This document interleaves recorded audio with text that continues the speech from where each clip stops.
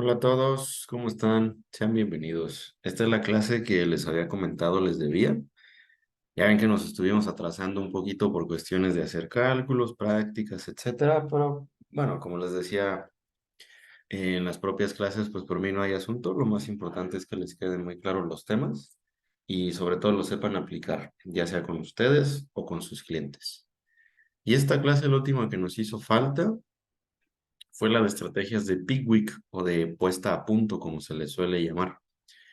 En esta parte lo que vamos a estar viendo desde les diría base científica, y sí es cierto, pero es que hay muy poquita.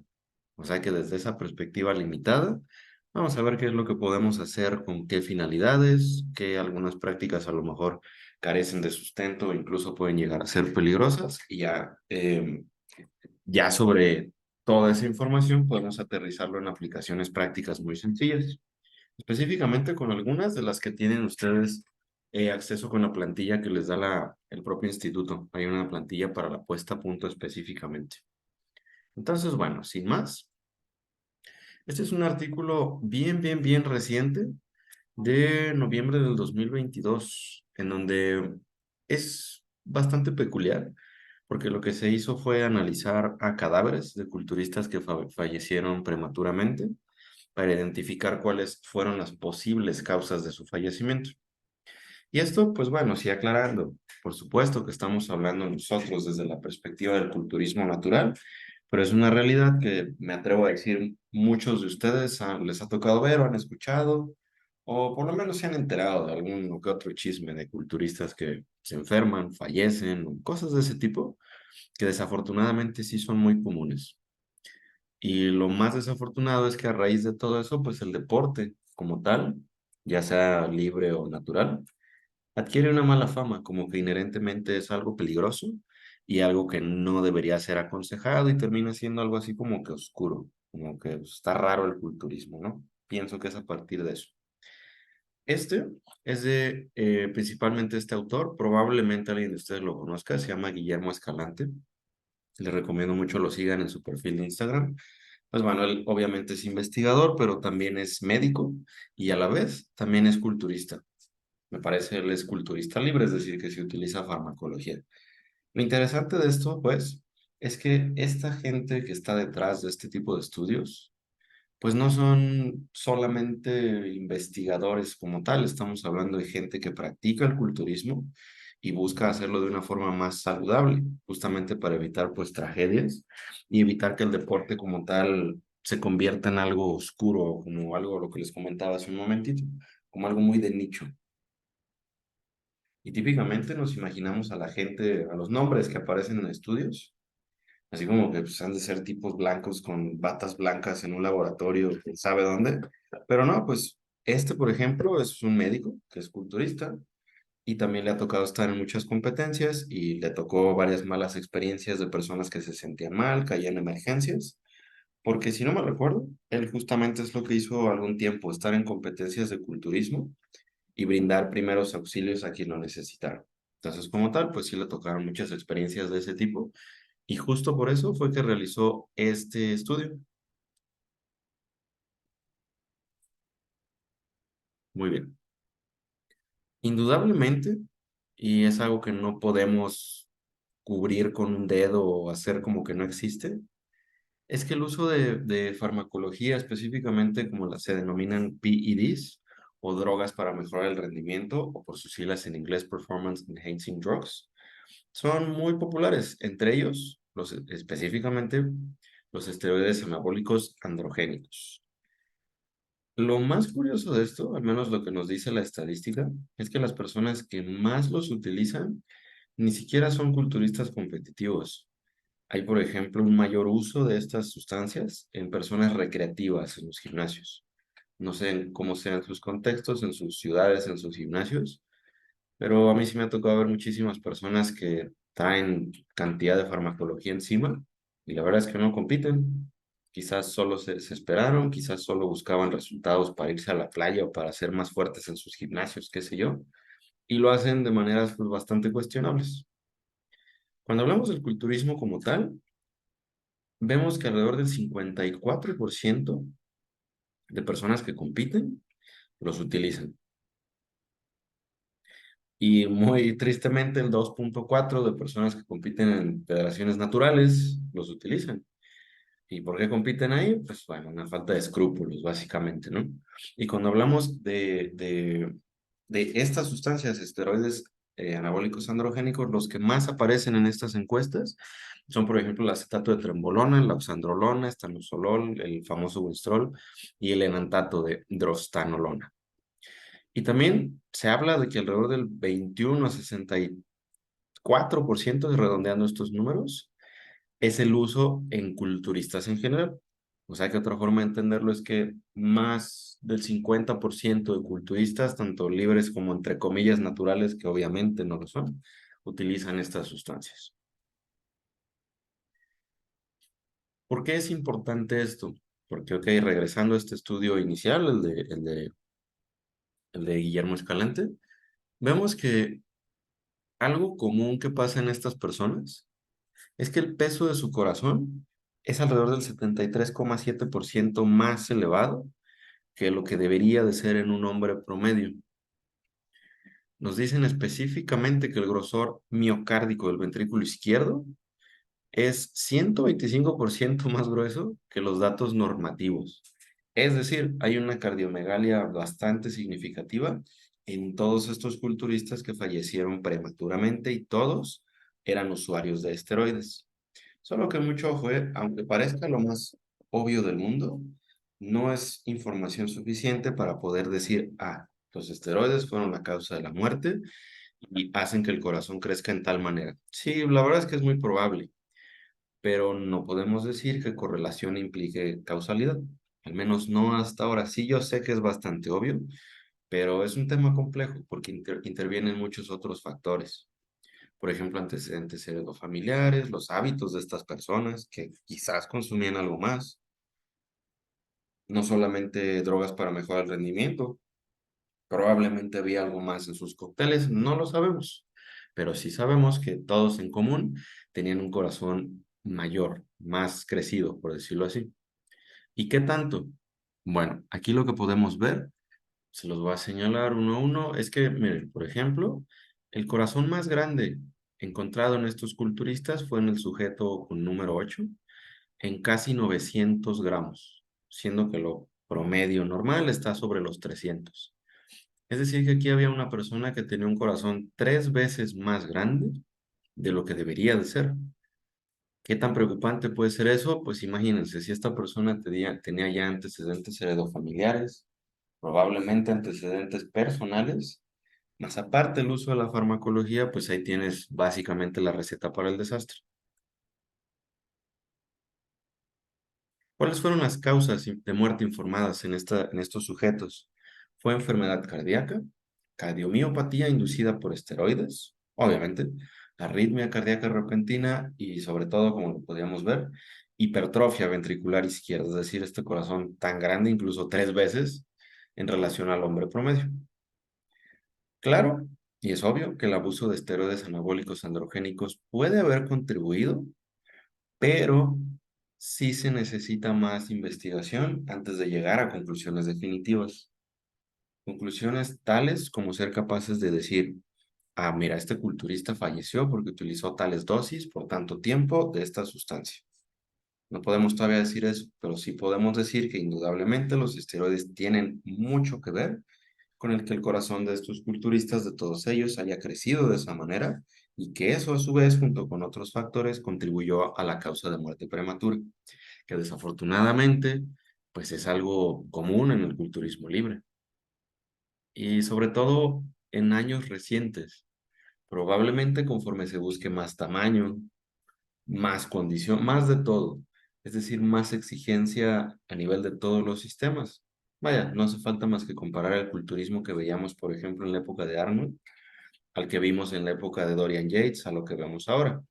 Ves cada vez tipos más grandes, probablemente todo ello comenzando a finales de los 80s, 90s, justamente con Dorian Yates, Milo Sarcev y todos ellos. Probablemente, y Ronnie Coleman ni hablar, el estándar es cada vez más elevado y eso implica, obviamente, alguna modificación en la utilización de sustancias. ¿Qué es lo que estos culturistas compartían? Cardiomegalia, hipertrofia ventricular izquierda y o, no todos, es decir, aterosclerosis. Estos son los principales, problemas cardiovasculares que vamos a encontrar en culturistas que utilizan farmacología, más específicamente esteroides, anabólicos, androgénicos. ¿Qué nos hace falta hasta este punto? Pues hace falta investigación para determinar dosis, para determinar el tiempo de exposición a la farmacología, perdón, y un montón de cosas más, que no podemos, insisto, saltar simplemente a conclusiones, aunque parezca lo más obvio y evidente del mundo. ¿Por qué? Porque aún así no podemos establecer, como les comentaba, una relación causal de algo de lo cual tenemos apenas una relación.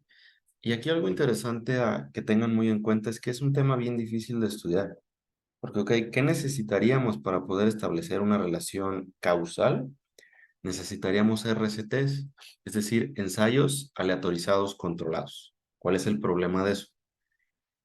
Muy buena suerte encontrando algún laboratorio, algún centro de investigación en donde les autoricen, número uno, darles esteroides anabólicos a personas que no los necesitan en dosis suprafisiológicas con la única finalidad de ver qué pasa con sus corazones.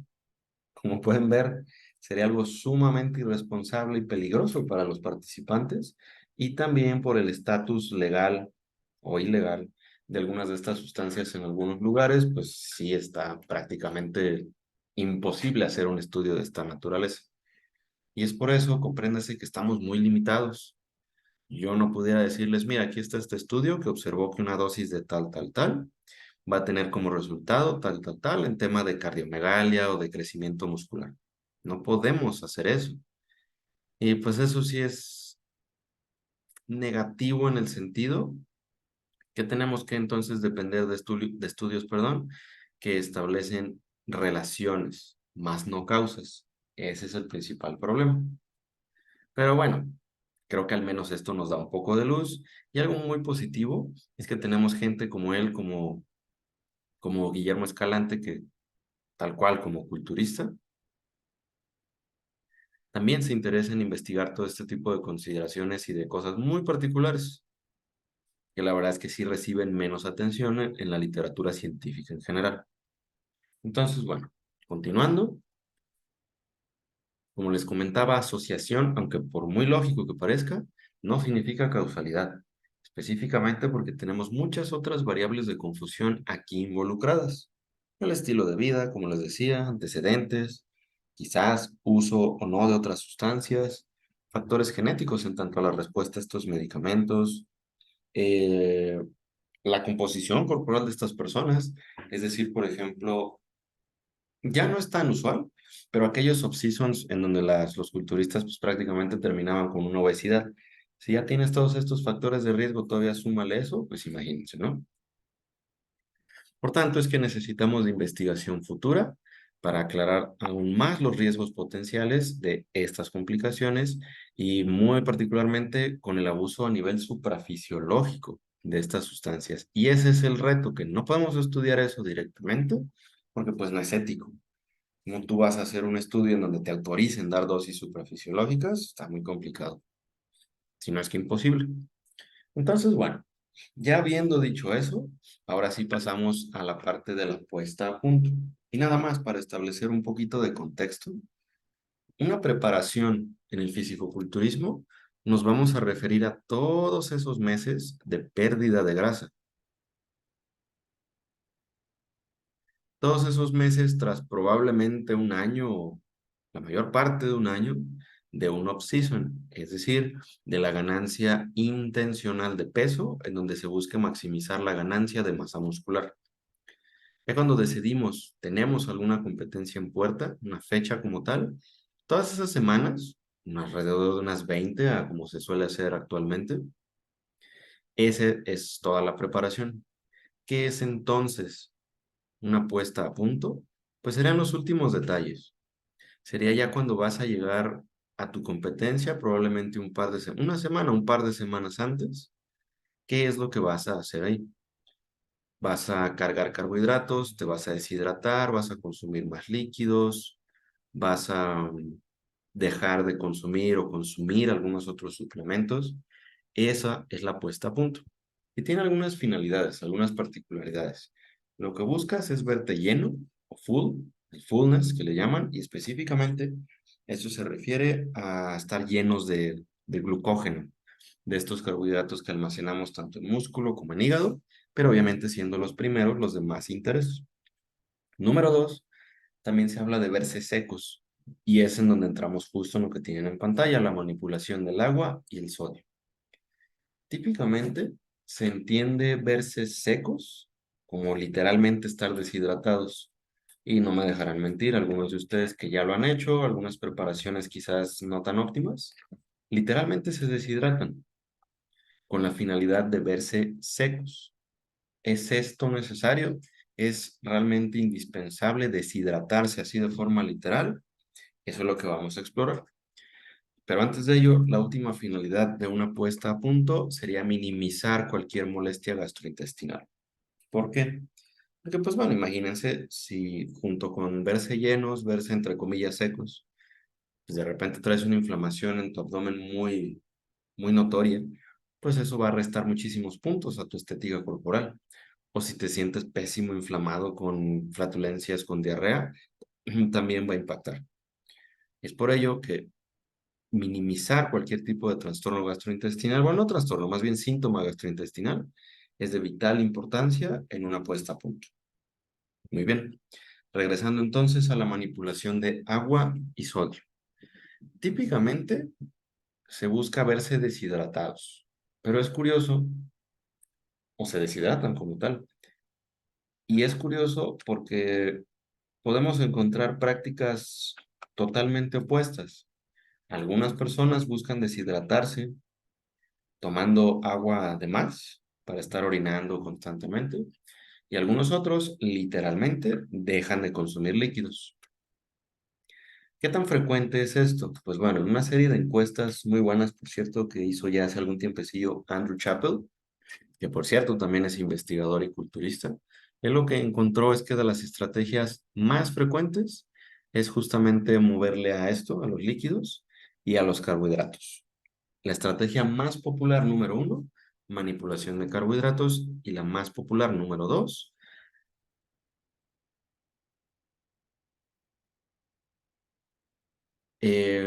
la manipulación de agua y sodio. Lo raro de esto es que todos parecen coincidir en que de alguna manera esto puede ser importante, pero cada quien lo hace diferente.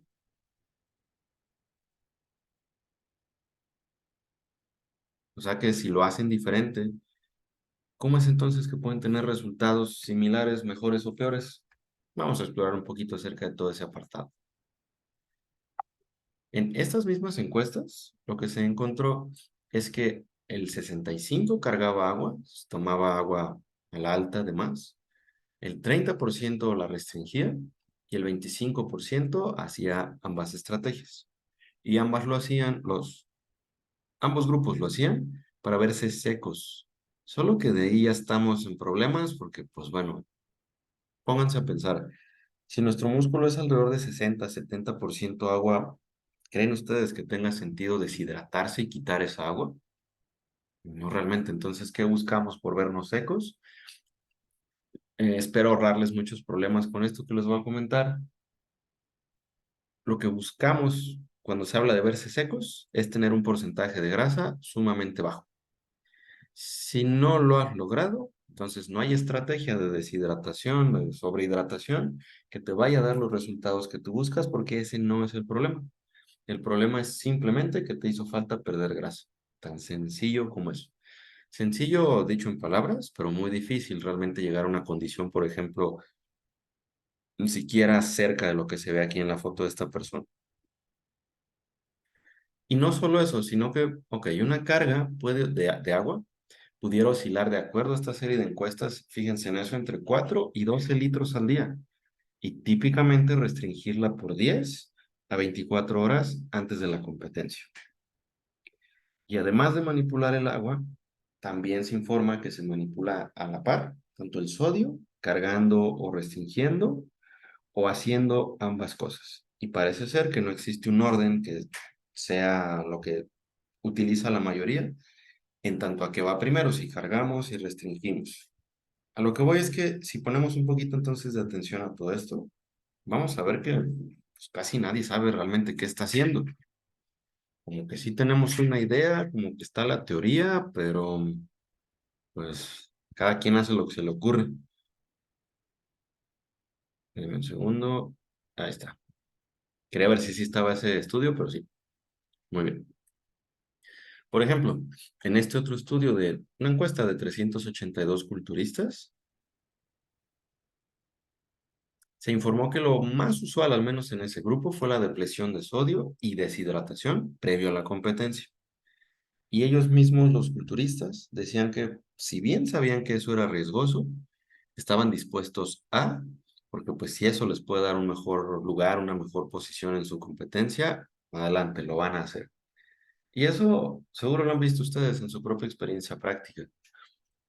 La mentalidad de un culturista es, si tú me dices que coma piedras y las piedras me van a hacer llegar al primer lugar, lo hago. Oye, pero eso es peligroso, no importa, yo acepto los riesgos. Típicamente es la mentalidad culturista. Y hasta cierto punto está bien.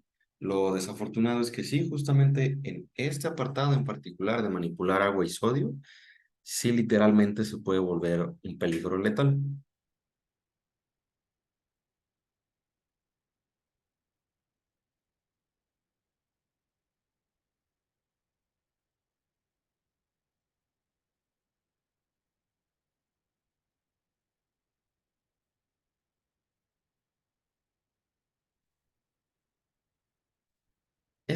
Hay varios, nada más les puse un par. Son reportes de caso, en donde, por ejemplo, este culturista hombre de 35 años estaba compitiendo y empezó a sentirse débil, mareado y a tener muchos calambres muy dolorosos mientras estaba posando justamente. Fue llevado a la sala de emergencias y lo que se reveló es que traía hiperpotasemia, niveles altos de potasio, hiponatremia, la cual puede ser una condición potencialmente letal, que son niveles muy bajos de sodio en sangre, intoxicación por agua y rabdomiólisis. Si no conocen esa última, es una falla renal aguda muy severa que puede ocasionar la muerte, derivada de un altísimo grado de daño muscular. O sea que, ¿qué estaba haciendo esta persona? Pues bueno, ya afortunadamente la libró, lo estabilizaron y él reportó haber consumido 12 litros de agua al día por 7 días, imagínense eso, junto a 100 miligramos diarios de espironolactona, que es un diurético ahorrador de potasio.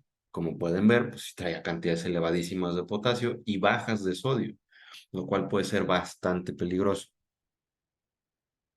Sin embargo, le fue bien, pero hay cosillas por ahí pues, muy desagradables en el mundo del culturismo. Hay gente que no le va tan bien, gente que sí llega a fallecer por este tipo de prácticas. Y casi siempre que hablamos de estos peligros, hay ciertos componentes en común. Un consumo elevadísimo de agua, como tenemos aquí, o una deshidratación y uso de diuréticos. Casi siempre están esos componentes juntos cuando vemos este tipo de casos. En otro, en otro caso, vaya, también fue un culturista masculino, pero de 26 años. Lo mismo, fue llevado a sala de emergencias, pero después de la competencia, el día después, o sea que espero le haya ido bien por lo menos, porque reportó palpitaciones e incapacidad para pararse porque no podía mover sus extremidades, ni piernas, ni brazos. Y él lo que reportó fue consumir 160 miligramos de furosemida, que es otro diurético, tanto un día como 2 días antes de la competencia, justamente para eso, para deshidratarse y según pues estas personas, verse más definido. Y en esas noches, 2 noches, perdió entre 5 y 6 kilogramos de pura agua, que es una pérdida bien, bien, bien importante. Para que sea una idea, ya cuando una persona pierde cerca de un 10% de su peso en agua, es cuando puede existir un riesgo incluso letal. O sea que, no sé, digamos que esta persona pesaba 70, 80, perdiendo 500 a 600. no, perdón, 5 a 6 kilogramos, pues sí es una cantidad importantísima. Afortunadamente no letal, pero sí ya coqueteando con toda esa serie de cosas.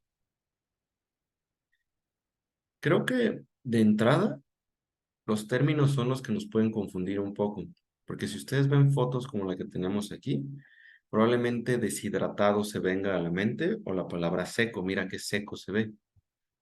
Entonces debe estar deshidratado, ¿no? Pero eso no tiene nada que ver. Y si acaso, tendría que ver con los componentes del agua corporal total, que vamos a ver a continuación. Por, por lo pronto, sí les puedo decir que la evidencia actual, hacia el 2023, pues no indica que ninguna de estas prácticas, ni carga de agua, ni deshidratación, ni mucho menos diuréticos, realmente sean efectivas y mucho menos seguras. Si acaso, todo lo contrario. Y aunque esta es una práctica muy común, muy aceptada, que hasta parece estar como en la cultura popular, tan solo pregúntenle a cualquier persona que no esté en el mundo del culturismo, seguro les van a decir algo de, ah, sí, se deshidratan, ¿no? Para verse así. Muy probablemente. Y a pesar de ser eso tan popular, realmente no hay ningún estudio que analice si manipular agua y sodio, vaya, si siquiera es posible hacerlo para mejorar la estética, al menos hasta este estudio, que es de apenas el año pasado. Este es un estudio de caso donde van a ver nombres familiares. De nuevo está Guillermo Escalante y Chris Barakat. Chris Barakat, él es investigador y también es culturista.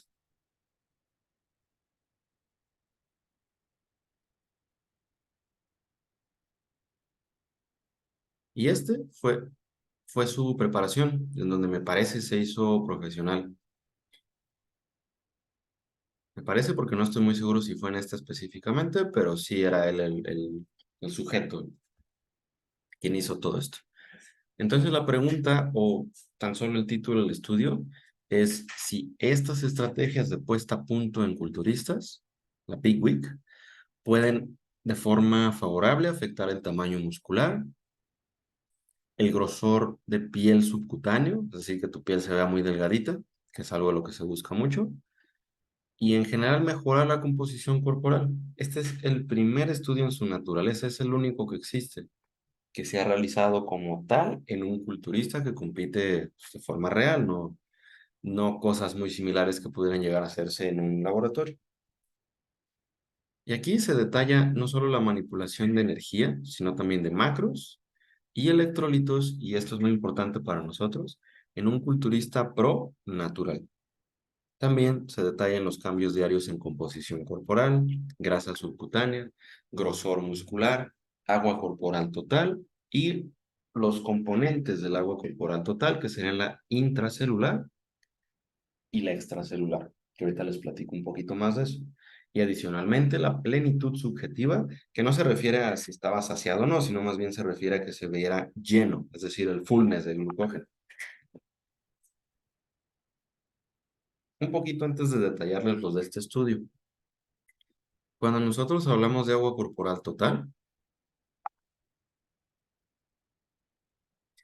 estamos hablando que típicamente un ser humano pues, promedio, saludable, quizás tenga alrededor de un 60, 50, 60% de agua corporal en todo su cuerpo.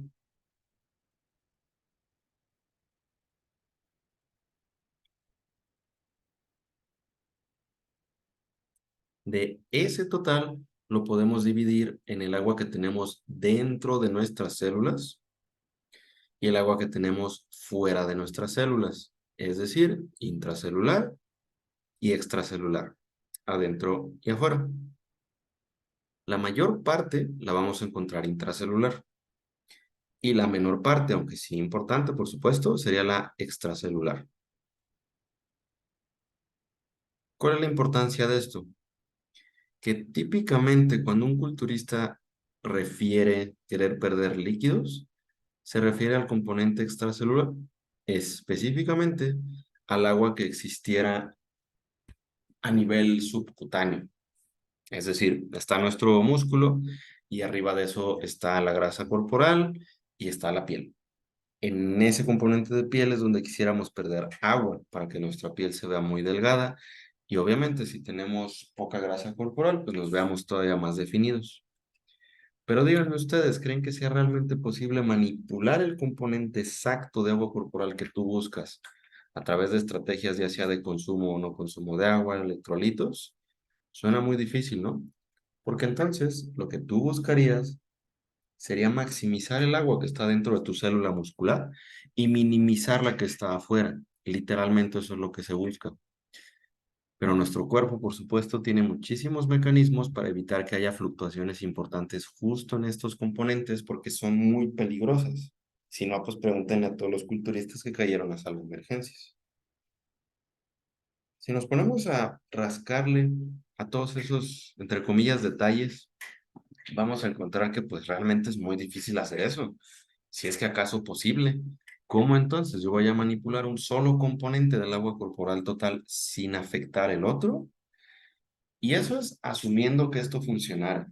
Esto es asumiendo que, ok, si lograra hacerlo de alguna manera, esto significaría que sí mejora mi aspecto, pero no lo sabemos, al menos no hasta este estudio.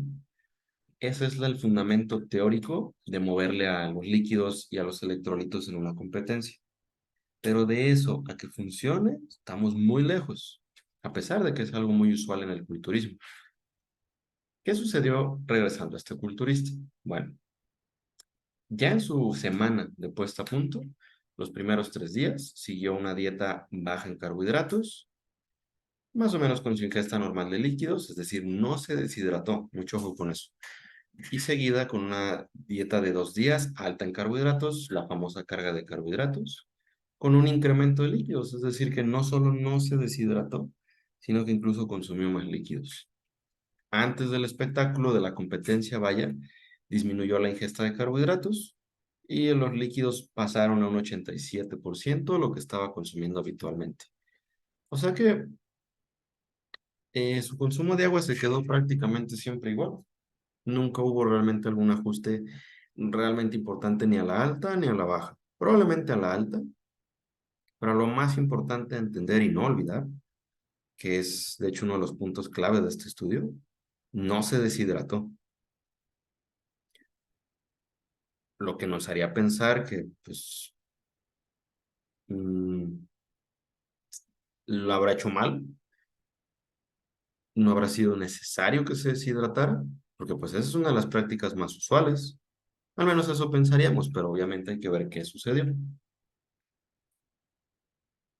Si bien sus cambios fueron modestos, porque pues es una semana, no vas a ver que tu composición cambie brutalmente en una semana, lo cual me recuerda a toda esa idea de que en la puesta a punto se va a mutar, de que ya vamos a comenzar a mutar. No, una puesta a punto es para ajustar pequeños detalles.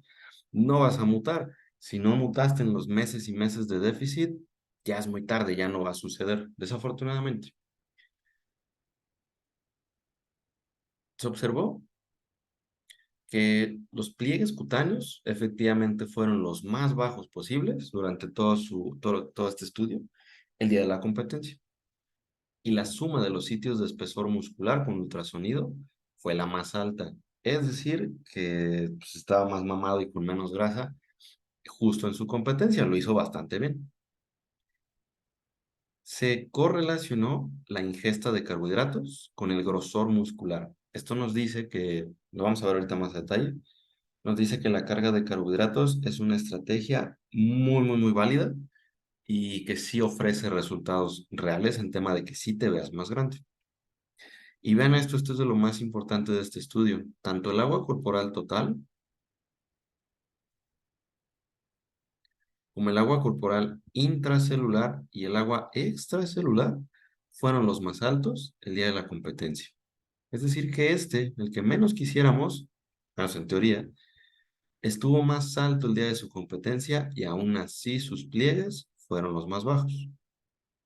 Y la relación entre el agua intracelular y extracelular fluctuó más o menos en un 7%, pero fue más alta en 3 días antes de la carga de carbohidratos. Estos son todos los datos que se reunieron de este participante, en donde vemos, por ejemplo, de 8 días antes hasta el día de su competencia.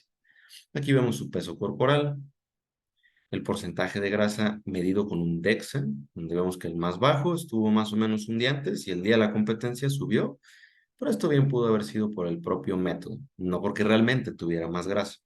Eso es muy importante. En el ultrasonido, también su porcentaje de grasa, pues resultó ser el más bajo el día de la competencia. Mucho ojo, ¿eh? DEXAs, bioimpedancias, pliegues, ultrasonidos, todos son estimaciones, algunas mucho mejores que otras, pero no quiero que interpreten que literalmente subió 1% de grasa, porque no es así.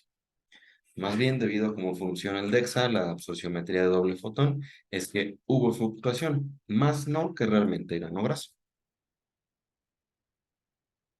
Este es el grosor muscular medido con ultrasonido en la porción distal y proximal de los cuádriceps, pectorales y flexores de codo. La tendencia que aquí van a ver es que el grosor muscular correlacionado con la ingesta de carbohidratos fue en su mayoría el más alto el día de la competencia. Esto significa o lo podemos entender como que sus músculos estaban lo más grandes, más llenos el día de la competencia. Y esto se correlacionó con la ingesta de carbohidratos, lo cual pues, nos confirma de alguna manera que sí, cargar carbohidratos efectivamente tiene el potencial de hacer que nuestros músculos se vean más grandes. Como conclusión, este culturista no participó en ninguna práctica extrema, no se deshidrató, no consumió diuréticos, no consumió carga de nada de potasio ni restricción de sodio, nada de eso. Lo más importante que hizo este culturista fue simplemente su carga de carbohidratos. Y los líquidos, después de haberlos incrementado un poquito, porque ni demasiado, se bajaron un tanto, pero prácticamente se mantuvieron todo el tiempo. O sea, que incluidos el agua corporal total y extracelular, esta sobre todo fue la más alta el día de la competencia. Lo que la teoría de antaño nos hubiera dicho es que el agua corporal extracelular había que mantenerla muy bajo para pues, mejorar el aspecto y que la piel se vea muy delgada. Pero no sucedió así, de hecho lo contrario. Cuando el agua corporal extracelular estuvo lo más alta, esta persona se veía lo mejor. Por tanto, este estudio ya de forma muy contundente y sólida cuestiona la necesidad de secarnos para incrementar la definición, al menos en atletas naturales. Ya cuando hablamos de farmacología, pues ya es otra historia. Pero el que tengas que dejar de consumir líquidos para deshidratarte y verte más rayado en una competencia de culturismo natural, 100% carece de sustento e incluso puede ser contraproducente. A la fecha, podemos decir que hacer eso como tal, pues sí representa una mala práctica, porque incluso puede, pues no solo arriesgar tu lugar en la competencia, sino sobre todo y de forma más importante, tu salud.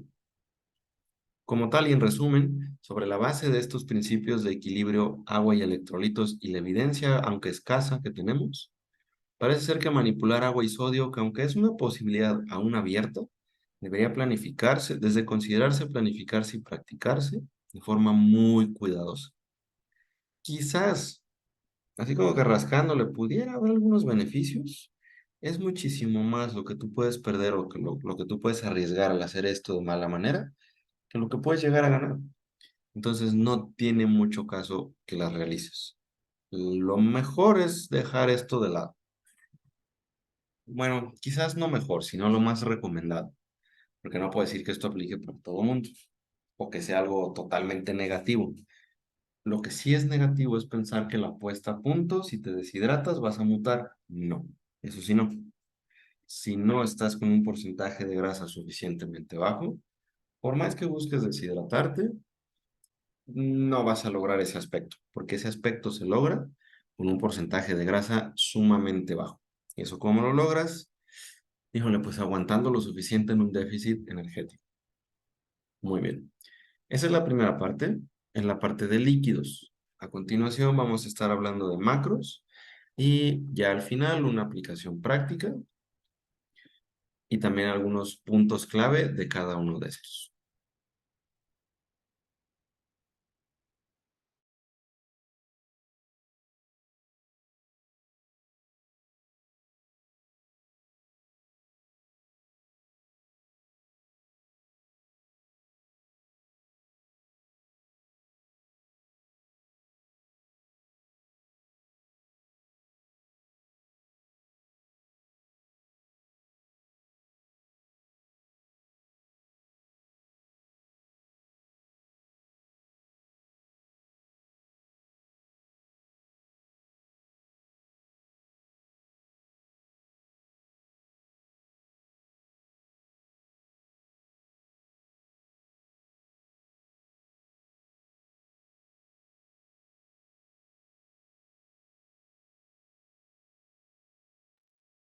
Muy bien.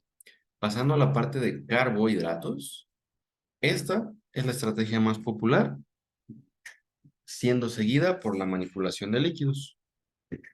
Típicamente se hace una semana antes de la competencia y hay varias formas. Lo más usual es limitar la ingesta, lo que le llaman depresión, y posteriormente, o fase de agotamiento, y posteriormente hacer una carga, que pues, literalmente es consumir una muy buena cantidad de carbohidratos.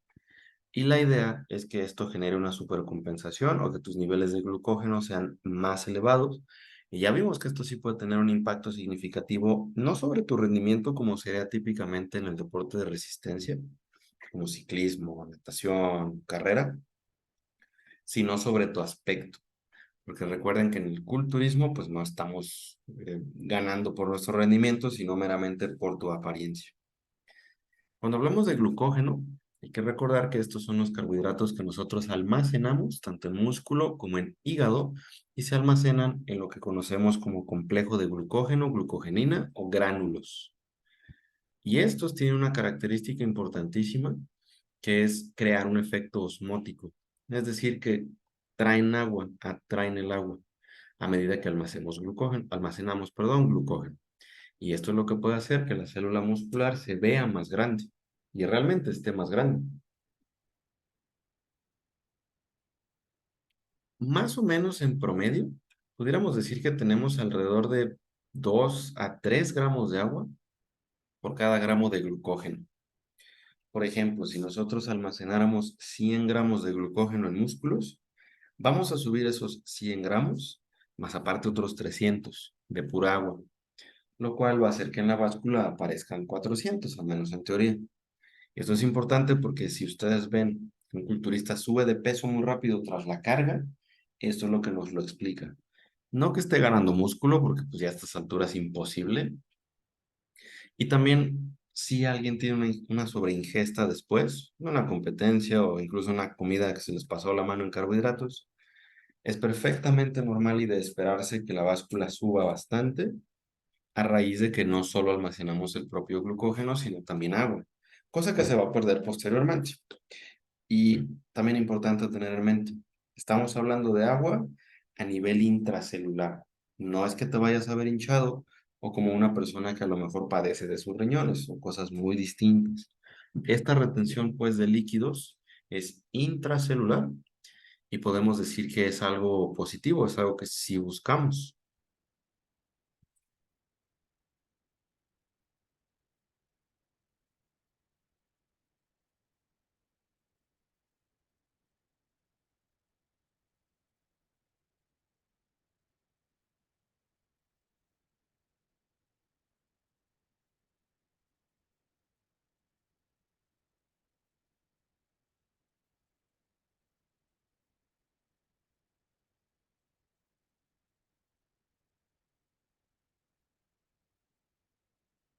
Este me parece fue 2019. Fue uno de el primer estudio que en primera utilizó culturistas y en segunda tiene más validez ecológica para nosotros, porque lo que hicieron fue en un grupo de culturistas naturales, ya próximos a competir, literalmente les dieron o no una carga de carbohidratos y una muy parecida a lo que se haría en la realidad, no algo muy fuera de lo que haría un culturista, pues tal cual. Y funcionó algo así, nada más que se me desaparece aquí el cursor siempre en Zoom. Y lo que hicieron fue lo siguiente. Por 3 días, a todos los grupos de culturistas se les realizó una depleción de carbohidratos, es decir, que consumieron menos.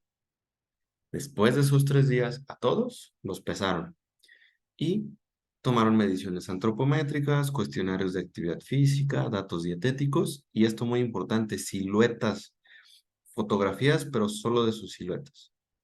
Al cuarto día, un grupo de estos culturistas hicieron una carga de carbohidratos y el otro grupo no la hizo.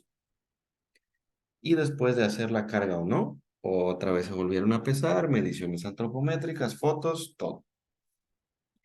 Y después de eso, se hizo una competencia.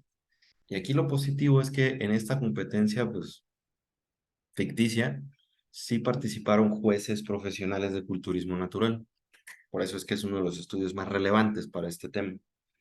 Y no solo eso, sino que pudieran preguntarse, oye, ¿por qué tomaron fotografías de sus siluetas?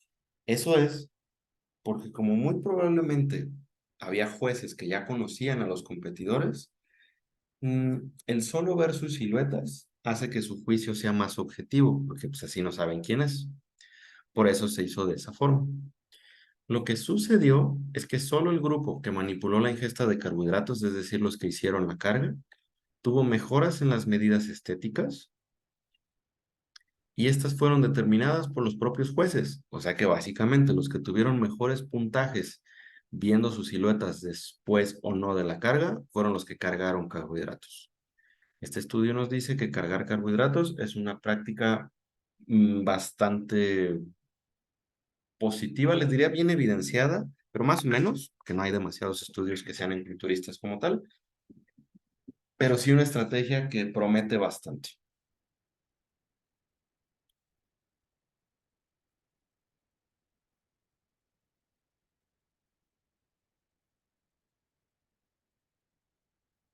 Muy bien.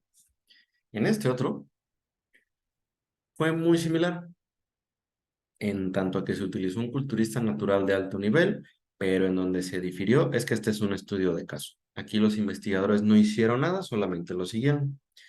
Y observaron su carga, cómo la hizo, cuántos gramos, etcétera. Y de nuevo cuenta ya tenemos tres estudios que nos dicen lo mismo. Sí se incrementó el grosor muscular después de la carga de carbohidratos. ¿Me explico? Es decir, que parece ser de nueva cuenta que es una estrategia muy interesante. Entonces, lo que llevamos hasta aquí es que moverle a los líquidos no tiene mucho caso. Toma agua como tú acostumbres, hidrátate bien. Número dos, ¿tiene sentido cargar carbohidratos? Sí, mucho, porque eso te puede ayudar a que tus músculos se vean más grandes. Hasta ahí vamos. Otra de las estrategias que pueden parecer como novedosas, al menos yo no había escuchado de esto hasta este estudio,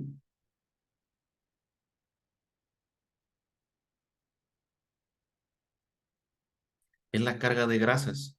Así como la misma carga de carbohidratos, parece haber cierto potencial de cargar grasas. Y esto es ok, si nos ponemos a analizar de qué se compone nuestro músculo, vamos a encontrar que también tenemos triglicéridos intramusculares. Así como tenemos el glucógeno, también tenemos triglicéridos adentro del músculo. Por tanto,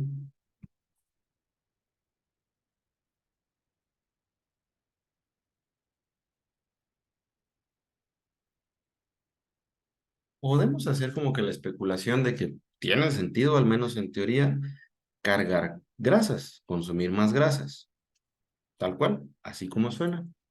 Sin embargo, hay que ser muy cuidadosos con esta, porque, bueno, primero lo positivo es que, ¿cuánto ganaríamos? Bueno, si tuviéramos un culturista grande, con unos 60 kilos de músculo y parte de un estado de sus reservas de triglicéridos intramusculares prácticamente agotado a cargado, se observa que, en teoría, pudiéramos incrementar un 1%, es decir, 600 gramos de masa libre de grasa. Oye, pues nada despreciables, ¿no? Eso es lo positivo. Lo negativo es que no hay ningún estudio en absoluto que haya cuantificado esto o que nos diga cuánto podemos consumir y si sí tiene un efecto. Puede ser una estrategia prometedora, pero no hay ningún estudio al respecto. Y ya les diré más adelante cómo se pone todo esto en conjunto. Respecto a las proteínas, aquí lo interesante es cómo el juego entre las proteínas y los otros dos macros, carbohidratos y grasas, pueden repercutir en este número uno, el vaciado gástrico, y número dos, justo uno de los objetivos que tiene la puesta a punto, que es minimizar los síntomas gastrointestinales. Hay de dos. Podemos alterar la ingesta de proteínas en la semana de puesta a punto, manteniendo la ingesta relativamente alta los días iniciales, es decir, cuando estemos bajos en carbohidratos, ahí mismo podemos aprovechar para subir las proteínas. Mientras que cuando los carbohidratos vayan a subir durante nuestra carga, ahí, en ese punto clave, es cuando podemos disminuir el aporte de proteínas, incluso hasta 1,6 gramos por kilogramo. Y aquí tiene específicamente la finalidad de minimizar síntomas gastrointestinales. Esa es la finalidad. No ganar músculo ni perder más grasa, nada de eso. Simplemente que te sientas un poquito menos saciado y menos pleno. Y últimamente, si las mantienes igual o si las bajas, ambas parecen ser estrategias generalmente seguras, al menos con lo que sabemos de la investigación de José Antonio, referenciada acá abajo. O sea que las dos posibles estrategias es, número uno, subir las proteínas o mantenerlas altas cuando estemos bajos en carbohidratos y subir las proteínas cuando estemos altos en, perdón, primero, tener las proteínas altas cuando los carbohidratos estén bajos, seguido de tener los carbohidratos altos en la carga y ahí mismo bajar las proteínas. ¿Para qué? Para que no te sientas tan lleno, tan inflamado, por decirlo así. O bien, puedes mantener tu ingesta proteica durante todo el proceso y ambas son igualmente válidas, ambas son igualmente seguras y lo que necesitas hacer para saber si es efectivo o no es meramente ponerlo a prueba y ver qué es lo que te funciona mejor.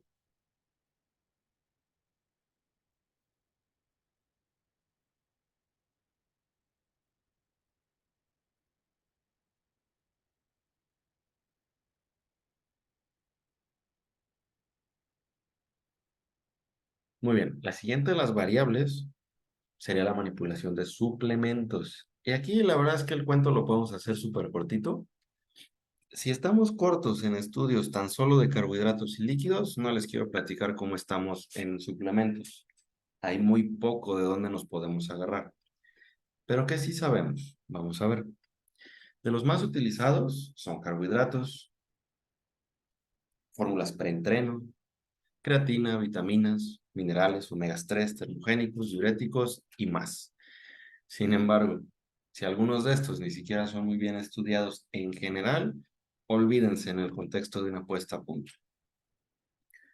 Creo que el más importante aquí sería el monohidrato de creatina, en donde muchas personas dirían lo siguiente: la creatina en la puesta a punto la vamos a quitar. ¿Por qué? Porque retiene líquidos y quieres verte seco. ¿Es necesario hacer eso? La realidad es que no. ¿Por qué?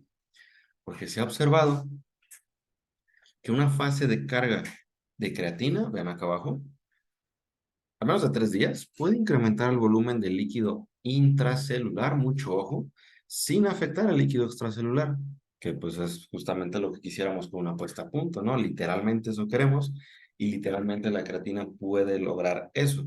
Entonces, ¿por qué la quitaríamos? Y no solo eso, sino que hay algo de evidencia que nos dice que suplementar con creatina también nos puede ayudar a retener más glucógeno muscular. O sea que nos está ayudando en dos frentes: hidratar la célula y retener más glucógeno. Por tanto, es un gran error quitar la creatina en una fase de puesta a punto. Lo más prudente sería simplemente dejarla. Ya ni siquiera hacer una carga o nada de eso, porque, pues bueno, no vamos a tener efectos, al menos en una semana, realmente significativos, pero sí tiene mucho sentido el dejar el consumo de creatina así como está.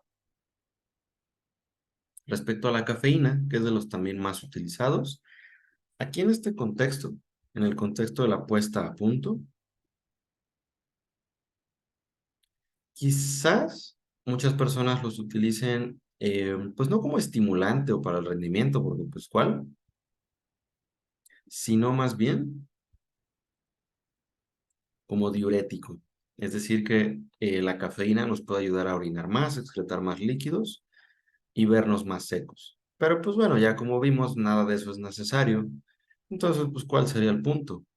Quizás hay algo de evidencia que la cafeína nos puede ayudar no con eso, sino más bien, de acuerdo a Kersig del 2007, acelerar la carga de glucógeno. Aunque pues los datos son escasos y ambiguos. Básicamente lo que les pudiera decir respecto a la cafeína es, pues vaya, las competencias suelen ser larguísimas. Si les gusta consumir cafeína, adelante, no hay ningún problema. Solo consideren que en algunas personas sí puede hacer que les den más ganas del baño y pues no vaya a interferir con la hora en que se vayan a subir a competir o algo de eso. Pero de eso a decirles que sí va a tener un impacto significativo sobre su aspecto, lo más probable es que no. La que pudiera tener más efecto es el monohidrato de creatina. Ya casi para finalizar, ¿cuáles serían entonces las aplicaciones prácticas? Aquí déjenme si se los señalo.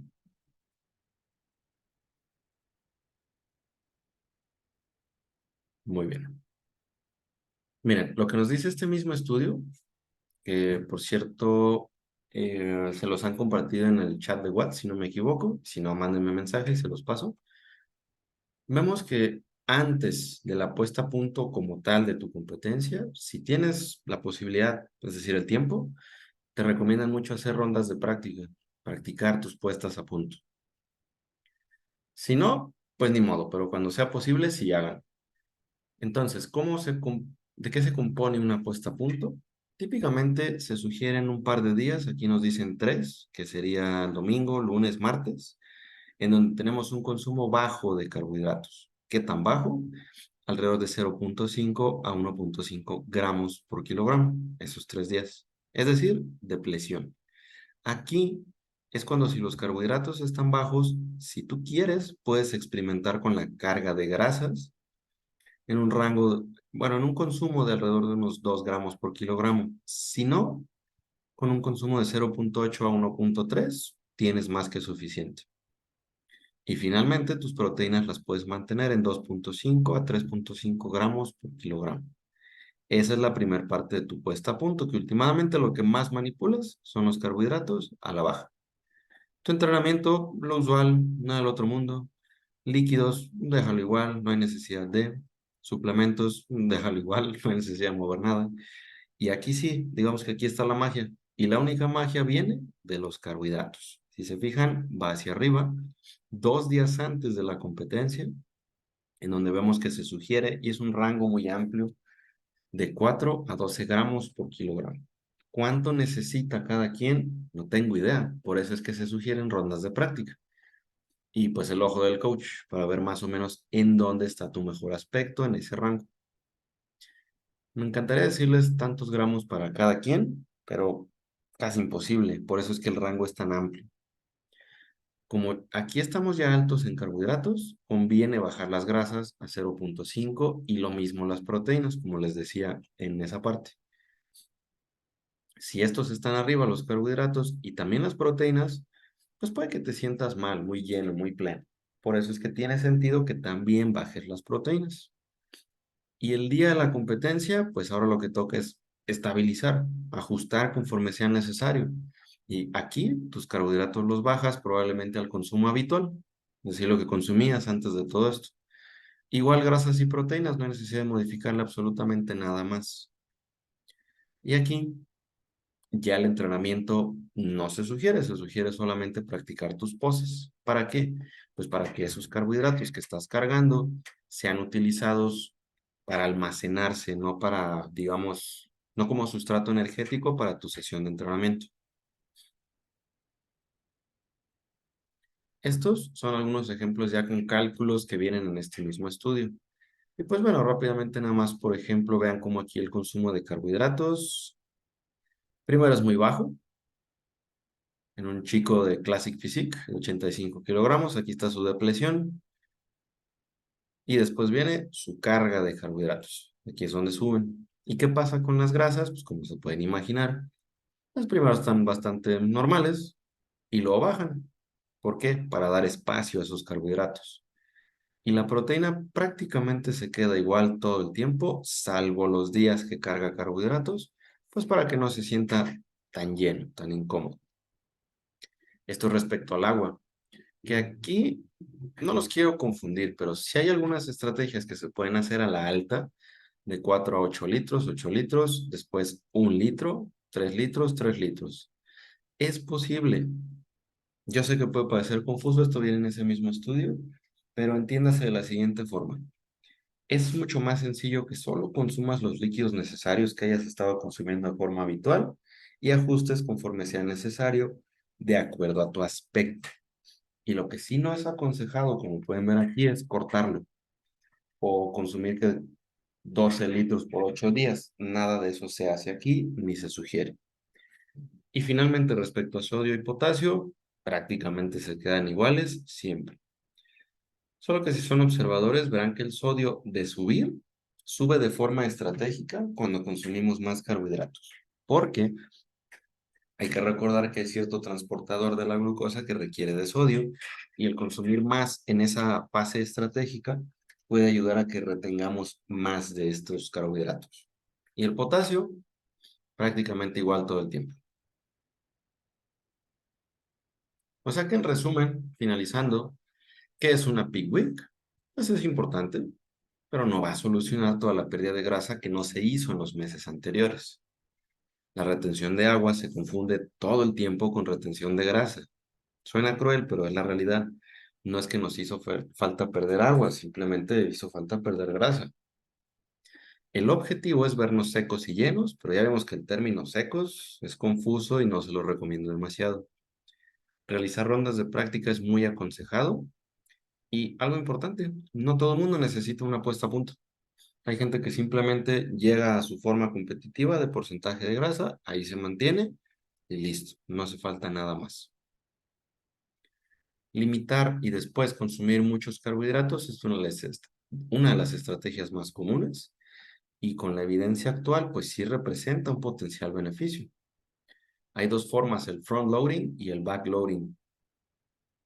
El backloading es lo que nos proponen estos autores, primero depletar y después consumir la carga de carbohidratos. Ambas se pueden hacer, pero la que digamos tiene un poquito más de sustento sería la backloading. Puede variar muchísimo cuántos carbohidratos requerimos, pero alrededor de 4 a 12 gramos van bien para la mayoría. Manipular agua y sodio, vaya, no les hago el cuento largo, no es necesario. Deshidratarte en una puesta a punto no es necesario y muchísimo menos utilizar diuréticos. La carga de lípidos es una potencial estrategia, pero necesitamos muchos más estudios. Si no, déjalo como estaba y básicamente con eso lo haces. Y finalmente en suplementos, el que tiene más grado de evidencia que conviene dejarlo durante toda esta fase es, obviamente, monohidrato de creatina. Entonces, pues bueno, sin más, con eso vamos a finalizar esta sesión que les debía. Una disculpa que no pudo ser en vivo, pero bueno, igual cualquier cosa ya que la vean, duda, eventualidad, artículo de estos, con toda la confianza. Les mando un abrazo, un saludo a todos y ojalá podamos coincidir próximamente.